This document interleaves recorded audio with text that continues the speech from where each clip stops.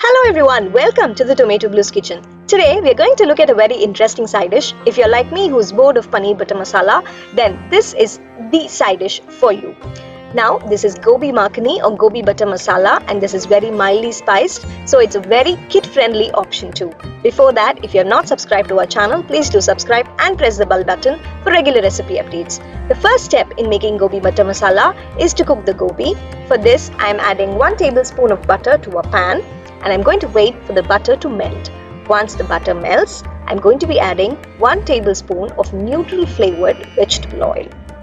Now, let the oil and the butter heat up. Once they are hot enough, I'm adding 200 grams of cauliflower florets, which I have cleaned and separated. Today we are going to be cooking, or rather shallow frying, these cauliflower florets for about 5 minutes until the edges begin to turn golden brown.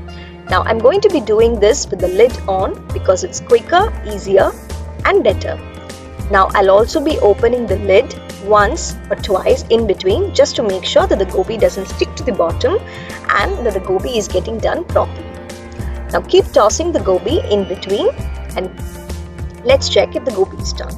Now if you can see, the gobi is all golden around the edges. I'm going to take them off the flame and keep it in a bowl and set them aside. The next step in this Gobi Butter Masala is to make the makhani base. Now when I say the makhani base, this gravy base can be used to make several other combinations. To make this base, I've added 1 tablespoon of oil in a pan, and I'm adding 4 cloves of garlic chopped and 2 teaspoons of finely chopped ginger. Now along with this, I'm adding 1 medium onion which has been chopped finely. Now we are going to saute this garlic, ginger and onion until the onions turn pink and translucent, almost soft. We are not going to brown them today, but we are just going to keep them soft and pink. It takes 2 to 3 minutes for us to achieve this correct stage at which the onions will be done. The next step is to add the spice powders. I'm adding half a teaspoon turmeric powder, 1.5 teaspoons of Kashmiri chili powder, 2 teaspoons coriander powder, 1 teaspoon kasturi methi which has been crushed, 1 teaspoon garam masala, and also the salt to taste for this gravy. Now let's turn the flame to the lowest possible and let's saute all these spice powders for 30 to 40 seconds. Make sure that the flame is low, otherwise these spice powders tend to burn quickly and the gravy turns bitter. Now that this is done, let's add 2 medium tomatoes which has been chopped finely, and let's give this a good mix.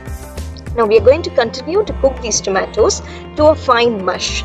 But before that, we will be adding the thickening agent for this particular makhani base, which is nothing but cashews. If you're very conscious about your calories, you can replace these cashews with melon seeds. I have soaked 10 cashews in warm water for 15 minutes. I'll drain the water and add these cashews at this point to the gravy base. You can also grind the cashews separately into a paste and add it later, but I don't prefer to do that because there's a lot of wastage. Now that I've added the cashews, let's give this all a good mix and then let's cook it to a fine mush. You can see that the tomatoes have really broken down and they're completely mushy now. I'm going to let this cool for about 10 to 15 minutes and then we are going to make the base, or we are going to grind the base for the Gobi Butter Masala. Now that this is ready, let's cool it down and then let's transfer it to a blender to make a fine paste. Now I'm going to add all the ingredients that we have fried to a blender, and then we are going to be adding about half a cup of low-fat milk. I prefer to add low-fat milk because the gravy tastes better and lighter. Now once you add the milk, we are going to grind this gravy to a really smooth paste. Grinding this is the most important step, so make sure that there are no lumps whatsoever in your gravy base. Can you see how smooth and silky the gravy is? The base is. Now that this is done, let's get on to making our Gobi Butter Masala. We are going to combine the cooked cauliflower and the gravy base and make this. For this, I'm adding 1 teaspoon of butter in a pan, and for this, the flavoring spices will be just 1 bay leaf. Yes, most dhabas use a bay leaf for flavoring most of their gravies, so do try this in any of your gravies and you will find a huge flavor difference in all the gravies that you make. Once the bay leaf sizzles, I'm adding the fried gobi, and then we are going to add the ground gravy base, that is our makhani base. Like I said, This particular makhani base is multi-purpose. You can add any number of vegetables or even chicken or paneer or tofu and create your own side dish every time. Now give this a good mix and make sure that the flame is on medium low, otherwise this gravy burns very quickly. So now I'm going to be adjusting the consistency of this gravy. For that, I've just washed the blender with some water. I've taken about half a cup of water and I'm going to wash it and add that water to this Gobi Makhani in the pan.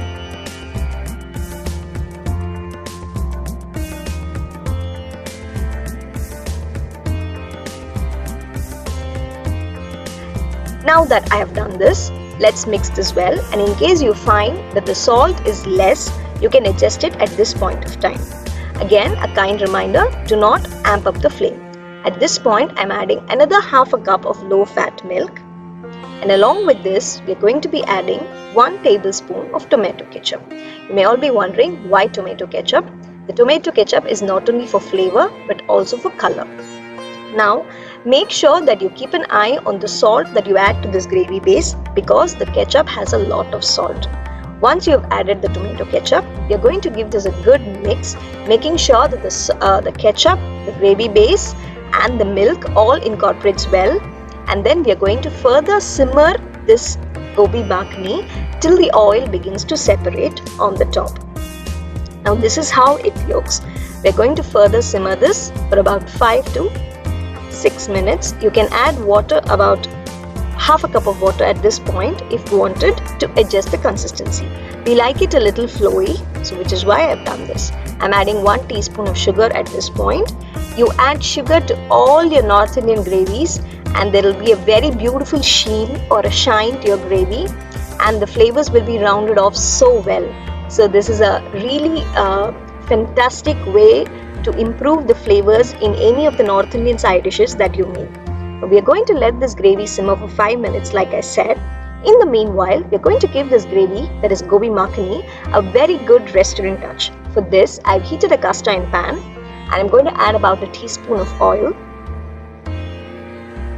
And once the oil heats up, let's add a small onion which has been finely chopped. Once you add the onions, I'm also going to be adding half a teaspoon of kasturi methi which has been crushed. Now let's fry these till the onions turn translucent, pink and soft. This takes approximately 2 to 3 minutes on medium flame because it's very few onions. Once this is done, I'm going to remove them off the flame. This is the key point in achieving that perfect restaurant style makhani in your house. So let's add the fried onions and kasturi methi to the simmering gravy. And then we're going to give it a good mix. And finally, we will do the necessary last touch of garnishing, which is nothing but a good generous amount of finely chopped coriander leaves. Now once I add the coriander leaves, the Gobi Makhani or the Gobi Butter Masala is done. This tastes just amazing with rotis, fulkas or even pulao, my dear friends. You have to try this. And in case you're bored, like I said in the beginning, of the regular paneer butter masala, then this is the right thing or the right gravy to amp up your game. This also makes a fine party dish and it can easily be doubled or tripled to serve a big crowd. Can you see how beautiful it looks? The gravy is all silken golden. Meet you all soon with another recipe. Take care. Bye-bye.